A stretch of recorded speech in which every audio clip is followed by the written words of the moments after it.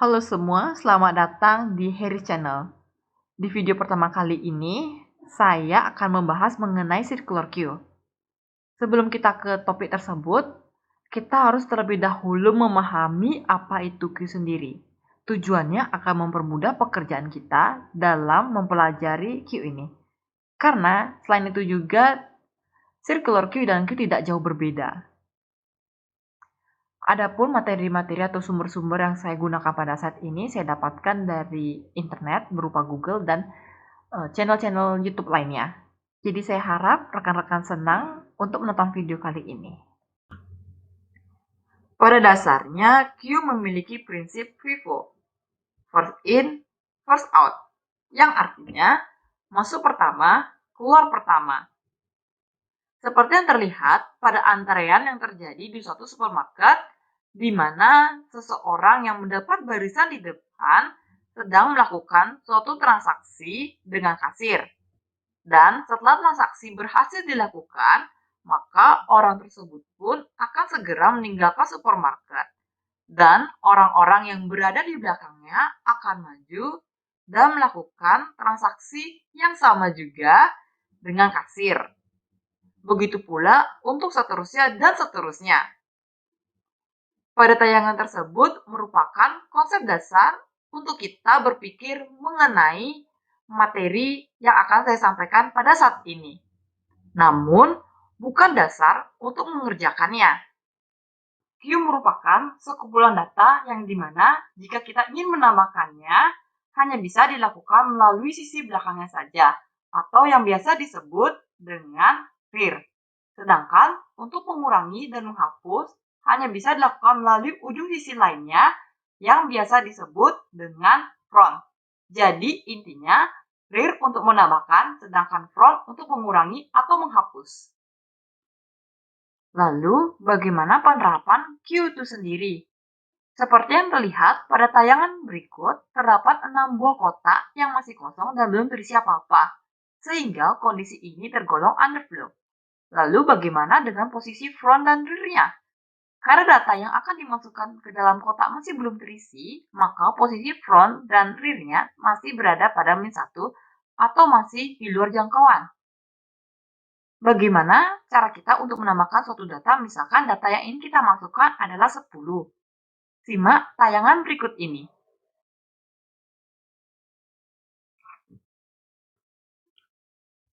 Misalkan, angka yang ingin dimasukkan adalah 10. Karena angka tersebut merupakan data pertama yang akan dimasukkan, maka posisi front dan rear-nya akan bertambah 1. Yang mula-mula posisi mereka adalah min 1, maka setelah bertambah 1 akan menghasilkan angka 0 atau lebih tepatnya posisi front dan rear-nya terletak pada posisi 0. Serta angka 10 juga akan ditampilkan pada posisi tersebut. Masih pada data yang sama, sekarang kita ingin memasukkan atau menambahkan angka 15 ke dalam kotak atau data tersebut. Jadi, rear akan bertambah 1, yang dimana posisi rear itu sendiri terletak pada posisi 0, maka setelah bertambah 1, posisi rear akan berpindah ke posisi 1, serta angka 15 akan muncul di dalamnya. Sedangkan untuk posisi frontnya masih sama, karena kita belum melakukan pengambilan atau penghapusan suatu data.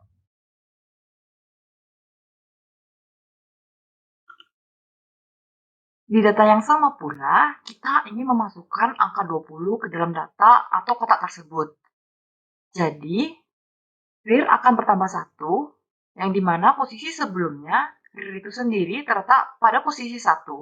Maka, setelah bertambah 1, posisi rear berpindah ke posisi 2, serta angka 20 akan muncul di dalamnya. Sedangkan untuk posisi frontnya itu sendiri masih sama seperti yang sebelumnya. Karena kita belum melakukan penghapusan terhadap suatu data. Sekarang kita ingin menghilangkan suatu data atau menghapus data itu sendiri dalam kotak dari data tersebut. Jadi, nilai front akan bertambah 1, yang dimana posisi mulanya itu sendiri terletak pada posisi 0. Sekarang, karena telah bertambah 1, posisi front kini berpindah pada posisi 1, serta angka 10 di dalam posisi 0 akan menghilang di dalamnya. Sedangkan untuk rear-nya masih sama karena kita belum melakukan penambahan suatu data. Sekarang kita ingin melakukan penghapusan atau pengambilan data lagi di dalam data yang masih sama. Maka front akan bertambah 1, yang mulanya front terletak pada posisi 1, setelah bertambah 1, kini front terletak pada posisi 2. Dan angka 15 yang terletak pada posisi 1 akan menghilang dan front pun berpindah ke posisi 2. Sedangkan untuk rear-nya sendiri masih sama karena kita belum melakukan penambahan data. Kita masih bisa melakukan penghapusan data lagi. Jika kita ingin melakukannya, maka posisi front akan bertambah 1, yang dimana posisi front itu sendiri terletak pada posisi 2. Maka setelah bertambah 1, posisi front akan berpindah ke posisi 3, serta angka 20 akan menghilang di dalamnya. Sedangkan untuk posisi rear-nya masih sama karena kita belum melakukan penambahan data. Kondisi front yang berada di depan rear akan menyebabkan underflow karena terjadinya kekosongan terhadap suatu data. Namun kita masih bisa menambahkan data lagi. Seperti yang dikatakan sebelumnya, kita masih bisa melakukan penambahan data lagi. Misalnya, saya ingin mendapatkan angka 25, 30, dan 35 secara berturut-turut. Dengan cara yang sama, maka posisi rear tersebut kini berada pada posisi 5. Karena inputan terakhir saya adalah angka 35 yang berada di dalamnya. Bisa dilihat juga bahwa untuk posisi 0 sampai dengan 2 masih terdapat data-data yang kosong. Namun, posisi rear tidak dapat berpindah ke daerah tersebut dan secara otomatis kita sudah tidak bisa lagi menginputkan data lagi. Dan ini juga berlaku untuk penghapusan data dari suatu data itu sendiri oleh front. Sehingga ini yang menjadi kekurangan bagi Q itu sendiri. Dan yang akan menjadi kelebihan bagi circular queue dan kita akan membahasnya pada tayangan berikutnya. Konsep berpikir circular queue ini seperti kita berada atau melakukan suatu transaksi di bank. Pada saat kita memasuki bank, kita akan mengambil nomor antrian dan kemudian duduk di mana saja sampai nomor yang kita pegang terpanggil oleh pihak bank. Ini membuat kita tidak harus capek-capek menunggu antrean pada tayangan atau ilustrasi pertama yang terjadi di suatu minimarket. Berbeda halnya dengan tayangan pertama tadi, apabila kita ingin meninggalkan suatu antrean karena alasan-alasan tertentu, kita harus mengulangi antrean tersebut dari awal lagi atau dari belakang lagi. Namun, berbeda halnya dengan ilustrasi ini, yang dimana jika kita meninggalkan antrean karena alasan-alasan tertentu, kita tidak perlu mengulangi antrean dari awal lagi. Asal nomor yang kita pegang atau nomor yang kita terakhir kali kita pegang pada saat memasuki bank masih belum terpanggil oleh pihak bank itu sendiri. Sekali lagi, ini merupakan konsep berpikir dalam pembuatan suatu circular queue, bukan menjadi dasar dalam pembuatan circular queue itu sendiri.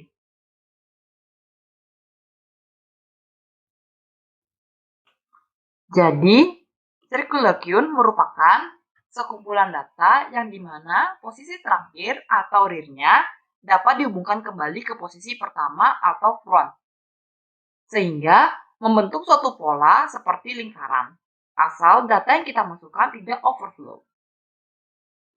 Ini atau pola-pola ini juga bisa disebut dengan ring buffer.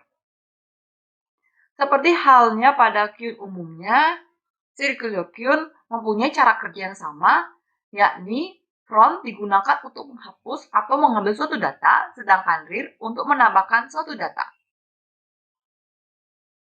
Jadi, yang terpenting dalam circular queue adalah pemahaman konsep tentang queue itu sendiri. Sekarang kita menuju ke penerapan circular queue itu sendiri. Seperti yang terlihat pada gambar, saya memiliki data maksimal sebesar 8 dengan posisi dari 0 sampai dengan 7. Dan saya masih belum memasukkan data apapun ke dalamnya. Kondisi ini masih disebut dengan underflow. Pada posisi tersebut, posisi front dan rear-nya masih terletak pada min 1 atau di luar jangkauan. Sekarang, pada kasus Qn dari tayangan sebelumnya, saya ingin menempatkan angka 10 di dalamnya.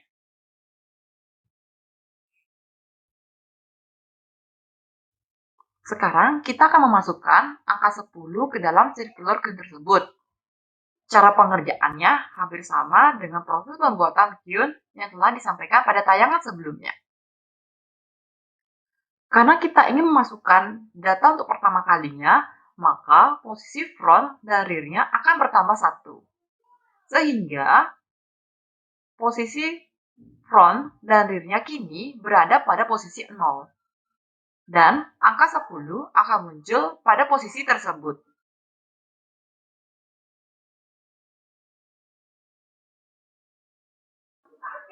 Sekarang, masih pada kasus yang sama pula, kita ingin memasukkan angka 15 ke dalam circular queue tersebut. Jadi, rear akan bertambah 1, sedangkan front tidak bertambah karena kita belum melakukan penghapusan terhadap suatu data. Sehingga, rear yang mulanya 0 kini menjadi 1, sehingga rear berpindah pada posisi 1. Ini membuat angka 15 akan muncul di dalamnya.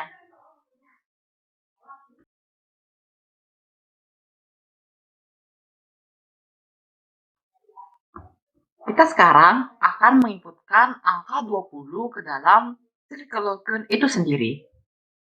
Maka, rear akan bertambah 1, yang dimana posisi rear itu mulanya sendiri terletak pada posisi 1. Setelah bertambah 1, maka posisi rear akan berpindah ke posisi 2, dan angka 20 akan muncul di dalamnya. Sedangkan untuk posisi frontnya itu sendiri masih sama karena kita belum melakukan penghapusan terhadap suatu data. Masih di data yang sama pula, kita ingin menambahkan angka 25 di dalamnya. Secara otomatis, posisi rear akan bertambah 1. Yang mulanya rear terletak pada posisi 2, kini rear akan berada pada posisi 3. Dan akan memunculkan angka 25 di dalamnya. Namun, untuk front itu sendiri tidak terjadi perpindahan atau perubahan posisi tempat ia berada, karena kita belum melakukan perubahan atau penghapusan, atau lebih tepatnya lagi pengambilan terhadap suatu data. Sekarang, kita ingin memasukkan angka 30 ke dalam data tersebut. Jadi, rear akan bertambah 1. Mulanya, rear berada pada posisi 3. Setelah bertambah 1, kini rear akan berada pada posisi 4. Dan memunculkan angka 30 di dalamnya. Untuk posisi frontnya, masih belum terjadi perubahan, karena kita belum melakukan perubahan terhadap suatu data.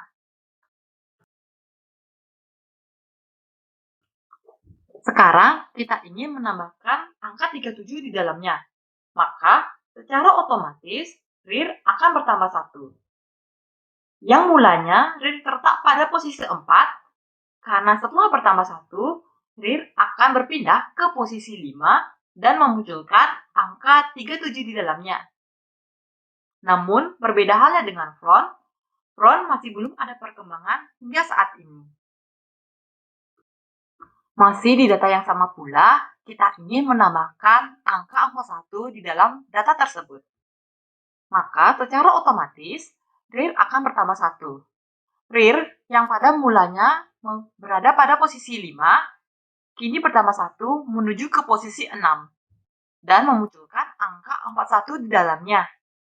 Untuk posisi front itu sendiri masih belum berubah dan cenderung tetap, karena kita belum melakukan penghapusan suatu data. Sekarang kita akan memasukkan angka 50 di dalam data tersebut. Maka secara otomatis, rear akan bertambah 1. Yang mula-mula, rear berada pada posisi 6, kini bertambah 1 menuju ke posisi 7.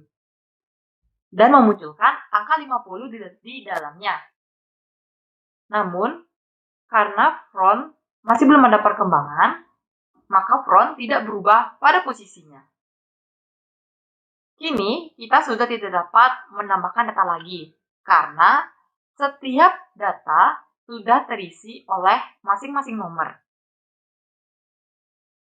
Dan kondisi ini disebut juga sebagai overflow.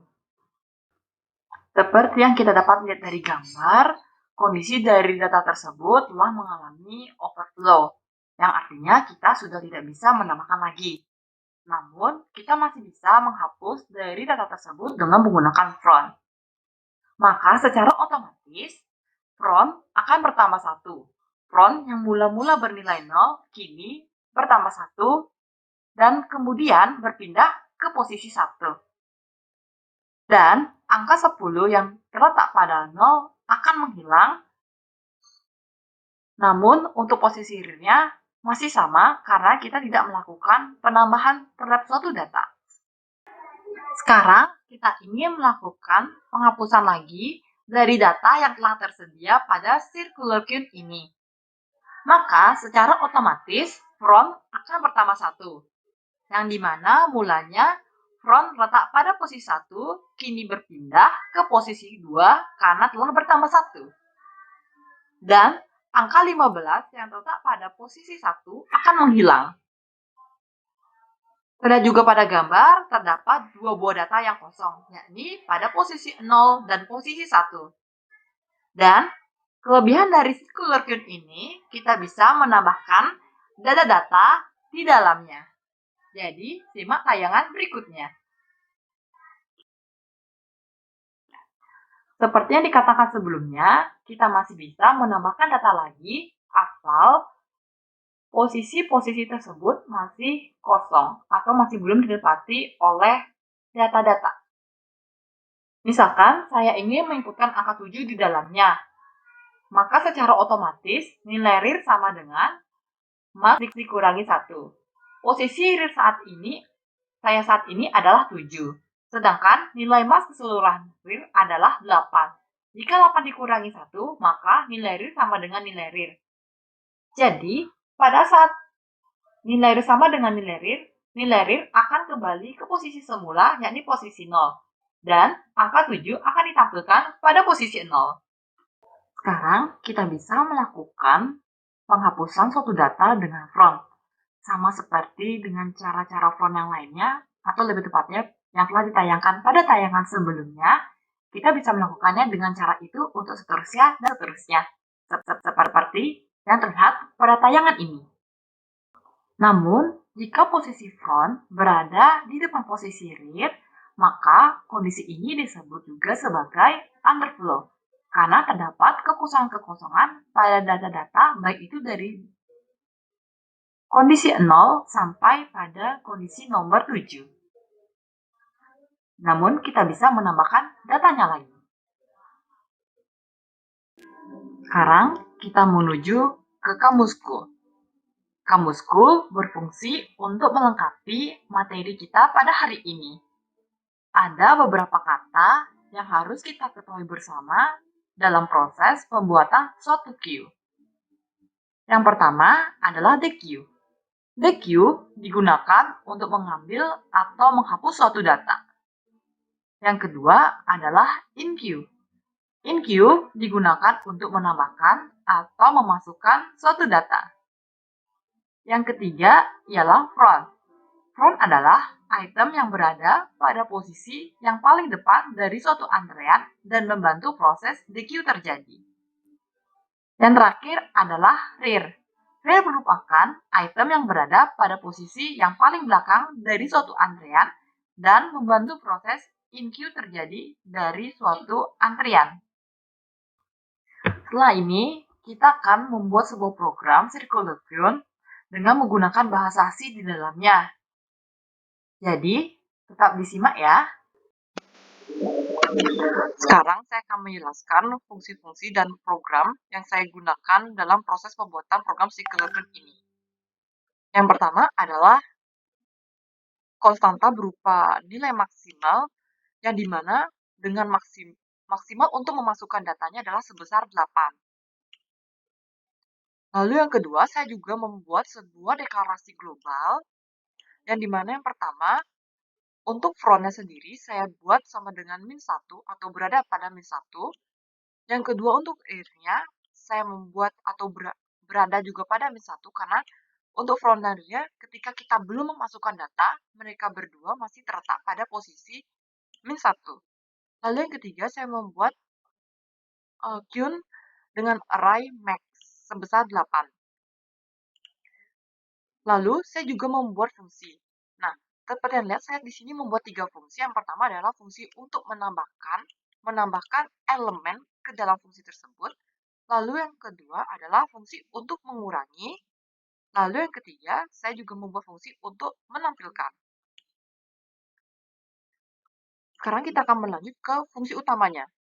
Fungsi utama untuk deklarasinya saya menggunakan integer select untuk memasukkan pilihan menu yang telah saya buat pada program ini. Lalu yang kedua adalah integer angka untuk memasukkan angka ketika kita ingin menambahkan suatu angka ke dalamnya. Kemudian saya akan menjelaskan tentang fungsi yang pertama, yaitu fungsi inqueue atau menambahkan suatu elemen ke dalamnya. Sekarang, untuk membuat suatu fungsi penambahan atau inqueue, kita harus mengetahui kapan kondisi front dan rear-nya apabila terjadi overflow. Ini terbagi menjadi dua kondisi. Yang pertama, seperti yang terlihat pada tayangan ini, di mana front terletak pada posisi 0 dan rear-nya terletak pada posisi 7. Sehingga kita sudah tidak bisa lagi menginputkan suatu data. Jadi, untuk penulisan kondisi pertama ini dapat dituliskan sebagai berikut. Jika front berada pada posisi 0 dan rear berada pada posisi maksimalnya atau nilai maksimal dikurangi dengan 1, maka kondisi antrean telah penuh. Pada kasus ini, seperti yang terlihat, nilai maksimal yang kita miliki ada 8, karena ini ditempati oleh posisi 0 sampai posisi 7.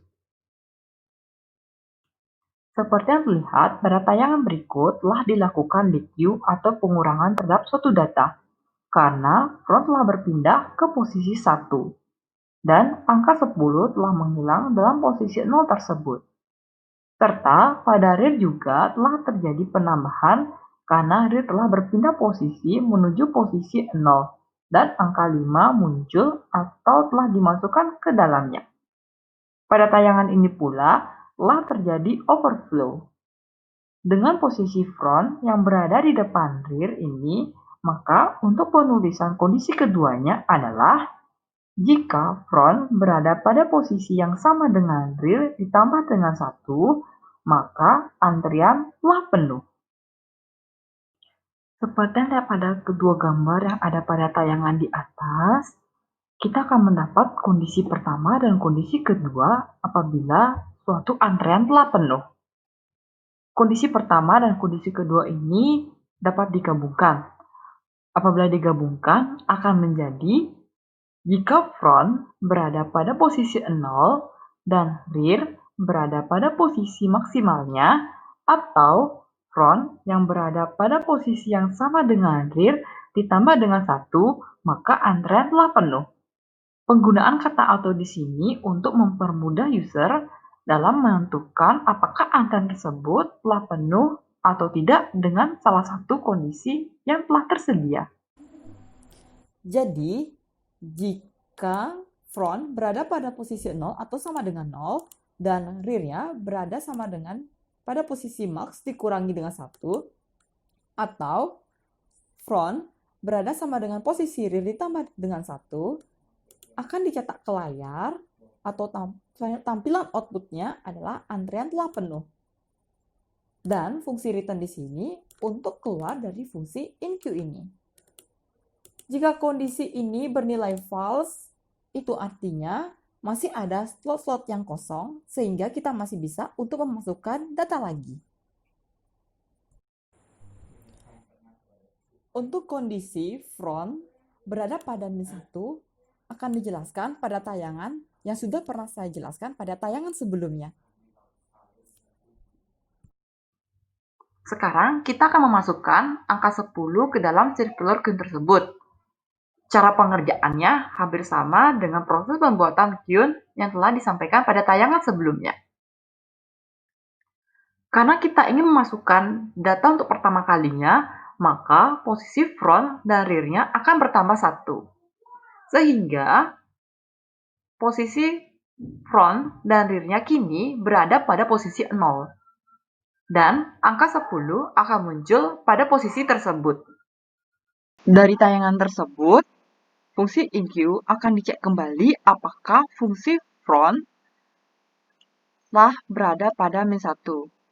Jika front berada pada posisi min 1, itu artinya front akan berada pada posisi 0. Karena pada saat kita ingin menginputkan data untuk pertama kalinya, nilai front dan nilai rear bernilai sama, yakni mereka berdua sama-sama berada pada min 1. Jadi, ketika sudah ada masukan data untuk pertama kalinya, maka rear akan bernilai 0 atau rear akan berpindah ke posisi 0 dan begitu pula juga front akan berpindah ke posisi 0. Seperti yang terlihat pada tayangan berikut ini, posisi rear saya saat ini berada pada posisi 7. Atau posisi rear saya ini berada pada posisi sama dengan maksimalnya, namun dikurangi dengan 1. Jika pada materi Q sebelumnya, jika kita mengalami kondisi seperti ini, walaupun terdapat slot-slot kosong pada kondisi atau posisi nomor 0 dan posisi nomor 1, kita sudah tidak bisa menginputkan data lagi di dalamnya atau memasukkan elemen lagi di dalamnya. Namun berbeda halnya dengan circular queue ini, jika kita melihat slot kosong, maka kita masih bisa untuk memasukkan data atau memasukkan elemen ke dalamnya. Dengan menggunakan kondisi seperti ini. Jika rear berada pada posisi maksimalnya dikurangi dengan 1, maka rear akan kembali lagi ke posisi 0 atau posisi awalnya lagi. Misalkan, pada kasus ini saya ingin menginputkan angka 7. Jadi secara otomatis, rear sama dengan atau posisi maksimalnya dia dikurangi dengan 1. Ini adalah 7. Dan nilai maksimal dikurangi dengan 1 juga bernilai 7. Itu artinya bahwa rear saya akan kembali ke posisi semula dan angka 7 akan dimunculkan di dalamnya. Jadi, proses untuk pembuatan kondisi yang ketiga dalam proses pembuatan fungsi inQ itu sendiri, yakni jika rear berada pada posisi max dikurangi dengan 1, atau rear berada pada posisi maksimalnya dia, maka rear akan kembali ke posisi 0, sehingga angka baru yang berada pada posisi 0 tersebut muncul di dalamnya. Penggunaan max di sini menyesuaikan karena saya mengikuti seperti contoh yang disediakan pada tayangan sebelumnya, yakni menggunakan fungsi sebesar 8 dengan slot masing-masing dari 0 sampai dengan 7. Berikutnya saya akan menjelaskan kondisi dari front sama dengan front plus 1. Nah, jadi untuk pembuatan else ini dapat terjadi ketika kondisi pertama, kondisi kedua, dan kondisi ketiga tidak terpenuhi. Itu artinya masih ada slot-slot kosong sehingga kita masih bisa untuk menambahkan suatu data. Misalkan seperti yang terlihat pada tayangan ini, saya ingin menambahkan angka 20 ke dalamnya. Jadi secara otomatis, rear yang mulanya pada posisi 1, kini akan bertambah 1. Maka, posisi rear ke posisi 2 dan angka 20 akan muncul di dalamnya. Kondisi ini akan berlaku apabila masih terdapat slot-slot kosong di dalamnya sampai slot itu mengalami overflow, sehingga bisa lagi kembali ke kondisi 1. Begitu pula untuk seterusnya dan seterusnya. Jadi, saya akan sedikit menjelaskan cara kerja untuk menambahkan elemen ke dalam suatu program. Jadi yang pertama, ketika kita memilih menu 1, yakni menu menambahkan angka, maka secara otomatis kita disuruh untuk menambahkan angka ke dalamnya. Setelah kita berhasil menambahkan angka di dalamnya, akan disimpan melalui memori dengan variabel angka, dan kemudian angka akan terhubung ke fungsi InQ atau fungsi menambahkan. Dan angka di sini secara tanpa langsung atau secara tak langsung akan terhubung melalui integer elemen yang berada di dalam fungsi InQ ini. Lalu, di dalam fungsi InQ ini akan dicek beberapa kondisi atau diperiksa beberapa kondisi sebagai berikut. Yang pertama, jika front berada pada posisi 0 dan rear-nya berada pada posisi maksimal dan dikurangi 1, atau front berada pada posisi sama dengan ditambah dengan 1, itu artinya antrean telah penuh. Dan tercetak di layar. Fungsi return di sini adalah untuk keluar dari fungsi InQ ini. Lalu, jika kondisi pertama salah, itu artinya masih ada slot-slot atau tempat-tempat kosong sehingga kita masih bisa untuk menambahkan data ke dalamnya. Lalu yang kedua akan dicek kembali kondisi front. Jika front berada sama dengan di posisi min 1, itu artinya front harus berada pada posisi 0. Jika front masih berada pada posisi min 1, itu artinya front masih dalam atau circular queue tersebut masih dalam kondisi underflow. Karena apabila front sama dengan atau berada sama dengan min 1, itu artinya rear-nya juga berada pada posisi min 1. Jika pernyataan bernilai salah atau jika pernyataan ini bernilai salah, itu artinya front tidak sedang berada pada posisi min 1. Lalu, kondisi yang ketiga, jika rear berada pada posisi maksimalnya dikurangi dengan 1, itu artinya rear akan berada pada posisi 0 ketika kita ingin menambahkan sebuah data baru di dalamnya. Selain itu, jika masih terdapat slot-slot kosong, kita dapat menambahkan data dengan menggunakan rear sama dengan rear plus 1. Ini akan menentukan di slot nomor berapa suatu data akan disimpan di dalamnya. Jadi, ketika kita memasukkan elemen baru di dalamnya, maka rear akan menentukan di mana angka tersebut akan dicetak melalui fungsi ini. Begitulah cara kerja untuk fungsi InQ atau void InQ ini. Berikutnya saya akan menjelaskan tentang fungsi mengurangi atau di sini saya menyebutkan dengan integer deq. Sekarang saya akan menjelaskan kondisi-kondisi yang harus dipenuhi dalam proses pembuatan fungsi deq ini. Yang pertama, saya akan menjelaskan mengenai jika front sama dengan min 1. Pada saat kita ingin memasukkan sebuah elemen atau bukan memasukkan, tetapi menghapuskan suatu elemen dalam proses pembuatan circular queue, maka kondisi yang pertama harus diperiksa terlebih dahulu adalah jika kondisi front sama dengan atau berada pada min 1, itu artinya antrean telah kosong yang akan tercetak pada layar komputer kita masing-masing. Dan fungsi return pada kasus ini adalah untuk mengeluarkan dari fungsi deq ini. Seperti yang bisa terlihat pada tayangan ini, saya telah memasukkan angka 10, 15, dan 20 ke dalam circular queue ini. Dan posisi real saya saat ini adalah 20 karena saya telah memasukkan angka 20 sebagai inputan terakhir saya. Ketika saya ingin menghapus angka pada posisi 10 dan 15, maka front saya kini terletak pada posisi 2. Bisa kita lihat posisi front dan rear saya kini sejajar. Itu artinya ketika saya ingin memasukkan data lagi, maka secara otomatis data yang tersisa pada posisi 2 ini akan terhapus secara otomatis.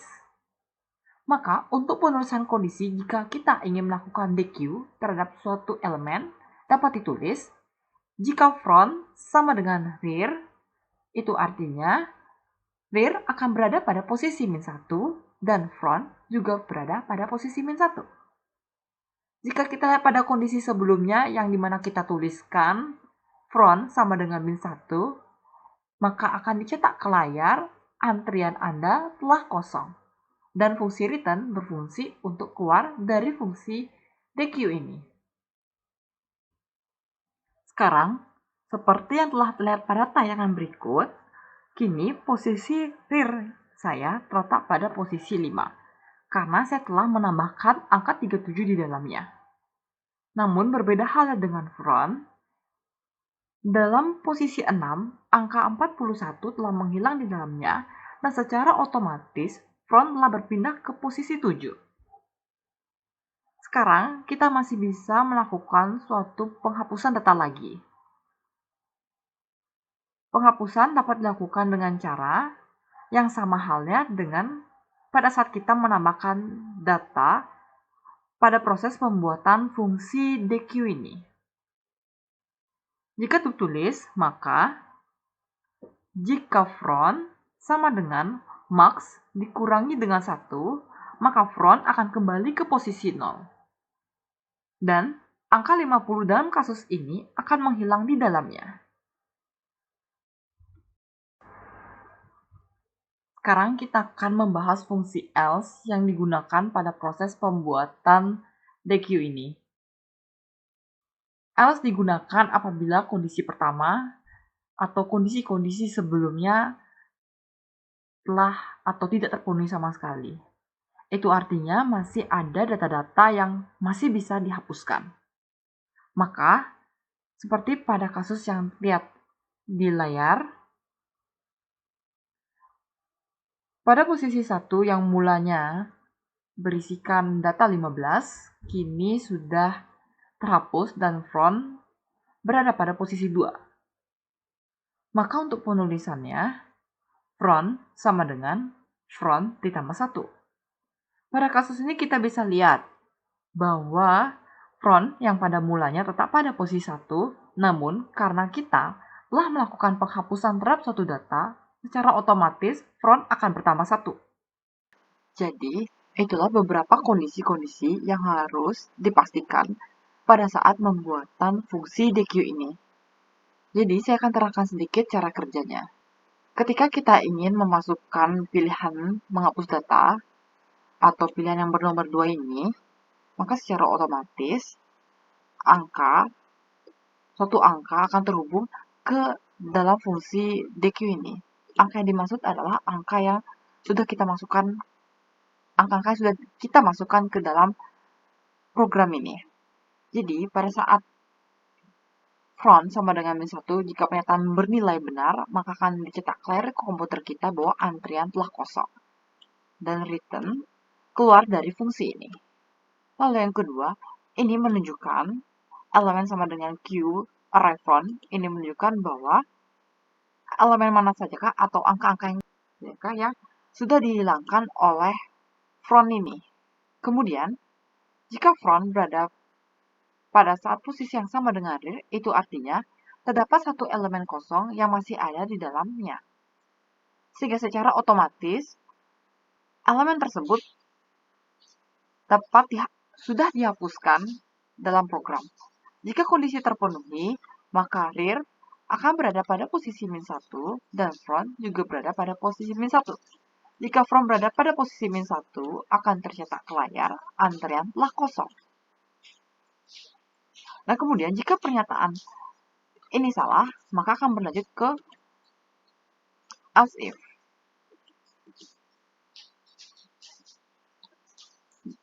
Jika front sama dengan berada pada posisi max dikurangi dengan 1, itu artinya front akan berada pada posisi 0 jika pernyataannya bernilai benar. Jika pernyataan pertama, kedua, dan ketiga masih salah, itu artinya masih ada data lagi yang masih kita bisa hapuskan. Maka dapat ditulis front sama dengan front pada posisi mula-mula ditambah dengan 1. Printf di sini berfungsi untuk menunjukkan angka berapa saja yang sudah dihapus dalam proses pembuatan fungsi DQ ini. Dan return element ini menyatakan untuk keluar dari fungsi DQ ini. Itulah kurang lebih cara-cara atau fungsi-fungsi yang kita butuhkan dalam proses pembuatan fungsi DQ ini. Fungsi terakhir pada program Circular Queue ini ialah fungsi tampilan. Fungsi tampilan di sini berfungsi untuk menampilkan angka-angka yang sudah kita masukkan ke dalamnya dan juga untuk mengetahui angka-angka berapa atau elemen-elemen berapa sajakah yang sudah kita hapus dari program tersebut. Jadi, jika kita ingin menampilkan suatu angka, maka kondisi-kondisi tersebut harus diperhatikan. Jadi, untuk kondisi yang pertama, jika kita ingin membuat suatu fungsi tampilan, maka yang harus diperhatikan ialah yang pertama, jika front berada pada posisi min 1, maka akan tercetak di layar kita Q kosong. Dan return akan keluar dari fungsi tampilan ini. Jika kondisi ini bernilai salah, itu artinya masih ada data-data yang masih belum kita hapuskan di dalamnya. Ini juga akan berdampak kepada yang di bawahnya. Jadi seluruh program yang ada di sini akan dieksekusi. Kondisi ini terbagi lagi menjadi dua. Yang pertama adalah kondisi if dan else-nya. Integer ini sama dengan nantinya front. Bukan integer front, tapi front. Front yang maksud adalah front yang di sini. Saya akan jelaskan kondisi if-nya terlebih dahulu melalui tayangan berikut ini.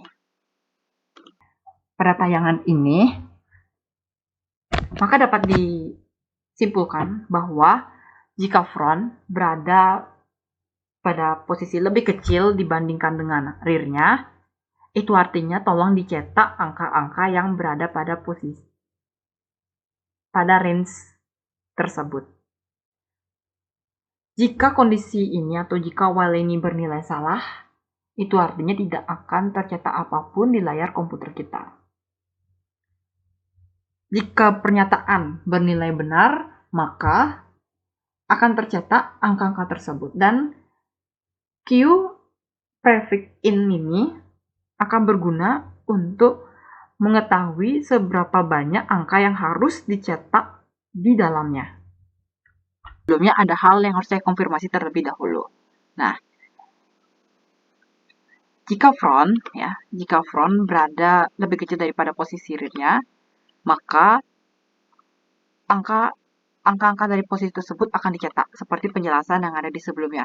Namun, sebelumnya saya menjelaskan bahwa jika kondisi ini bernilai salah, jika while ini bernilai salah, itu artinya ya bahwa tidak akan ada tercetak apa-apa lagi di dalamnya. Gitu kan saya bilang sebelumnya. Namun, bukan hal seperti itu. Faktanya bukan seperti itu. Nah, jadi jika while ini bernilai salah, itu artinya masih ada kondisi else yang harus dieksekusi di dalamnya. Jadi, berikut penjelasannya. Tersebut apabila jika posisi front berada lebih kecil sama dengan posisi rear-nya. Selain daripada itu, atau jika pernyataan tersebut bernilai salah, maka program akan berlanjut ke fungsi else ini, atau kondisi else ini lebih tepatnya. Akan dilihat satu persatu terlebih dahulu. Nah, seperti yang daripada di gambar, saya sudah menginputkan angka 37 dalamnya yang terletak pada posisi 5. Dan rear saya saat ini juga berada pada posisi 5. Sekarang, saya sudah menghapuskan angka 41 di dalam posisi 6, yang kini posisi front saya berada pada posisi 7. Jika kita pada digambar, itu artinya in kini berada pada posisi yang sama dengan max-nya dia.